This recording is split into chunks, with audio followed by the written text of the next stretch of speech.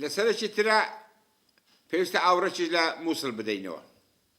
مووسڵ شارێکی گرنگە، شارێکە کورد و عەرەب زۆر لە مێژە پێکەوە تێیدا دەژێن، بە تایبەتی ڕۆژهەڵاتی مووسڵ کە بەشێکی زۆری کووردە و پەرەسەندنەکەی لە ناوچەی کوردستاندا بووە، پاراستنی لە تێرۆریستەکان بە بەشی خواروشی غەربیشیەوە شەرتێکە بۆ پاراستنی ئەمنی کوردستان.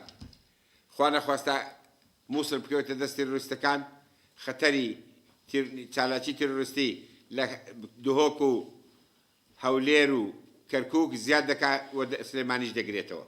بۆیە دەبێ ئێمە زۆر بە پەرۆشی ئەوە بین کە نەهێڵین بە هیچ شێوەیەک مووسڵ بکەوێتە دەست تێرۆریستەکان و بە هەموو شێوەیەک هاوکاری هێزی هاوپەیمانان و حکوومەتی عێراق بکەین بۆی مووسڵیش پاک بکرێتەوە لە تێرۆریستەکان و مووسڵیش بخرێتەوە سەر ئەو پارچە ئارام و ئاسایشەی کە هەیە لە عێراقدا. خەڵکی مووسڵ بەشی هەرە زۆریان ئینسانی نیشتمان پەروەر و عێراقی خۆیان خۆش دەوێت و دژی تێرۆریستەکانن. بۆیە پشت ئەستور بەوانیش ئەتوانین کاری گرنگ بکەین لە ڕزگارکردنی مووسڵ لە تێرۆریستەکان.